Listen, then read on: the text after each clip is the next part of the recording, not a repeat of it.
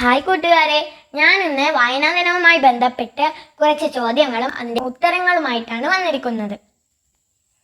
കേരളത്തിൻ്റെ വായനാ ദിനമായ ജൂൺ 19 ദേശീയ വായനാ ദിനമായി പ്രധാനമന്ത്രി പ്രഖ്യാപിച്ചത് ഏത് വർഷമാണ്? 2017. PN പണിക്കരോടുള്ള ആദരസൂചകമായി രാജ്യം അദ്ദേഹത്തിൻ്റെ പേരിൽ സ്റ്റാമ്പ് പുറത്തിറക്കിയത് എന്നാണ്? 2004 ജൂൺ 19. ഗ്രന്ഥശാലാ ദിനം എന്നാണ്? സെപ്റ്റംബർ 14.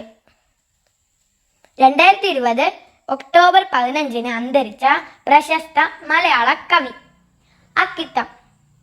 ഏറ്റവും കൂടുതൽ അവാർഡുകൾ നേടിയ മലയാള നോവൽ അഗ്നിസാക്ഷി.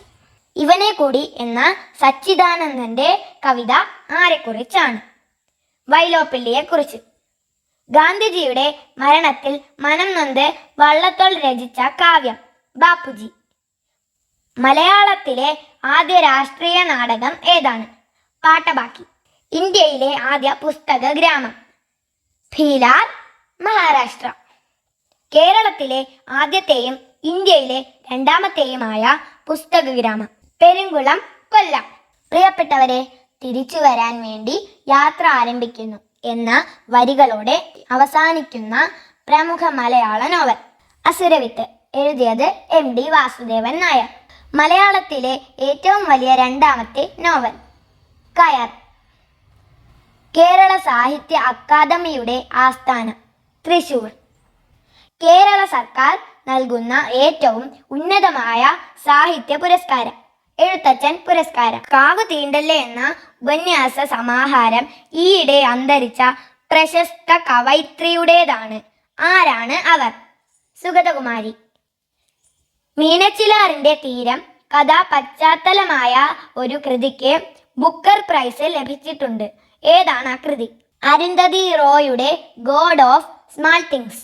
ഐതിഹ്യമാലയുടെ രചയിതാവായ കൊട്ടാരത്തിൽ ശങ്കുണ്ണിയുടെ യഥാർത്ഥ നാമം വാസുദേവൻ. അന്ധയും ബധിരയും മൂകയുമായ ഹെലൻ കെല്ലറുടെ ആത്മകഥ my story of life. UA ഖാദറിന് കേന്ദ്ര സാഹിത്യ അക്കാദമി അവാർഡ് ലഭിച്ച കൃതി തൃക്കോട്ടൂർ പെരുമ. പുന്നപ്ര വയലാർ സമരത്തെ ആസ്പദമാക്കിയുള്ള തകഴി ശിവശങ്കരപിള്ളയുടെ കൃതി തലയോട്. ലോക മാതൃഭാഷാ ദിനം ഫെബ്രുവരി 21. ലോക മാതൃഭാഷാ ദിനം ഫെബ്രുവരി 21.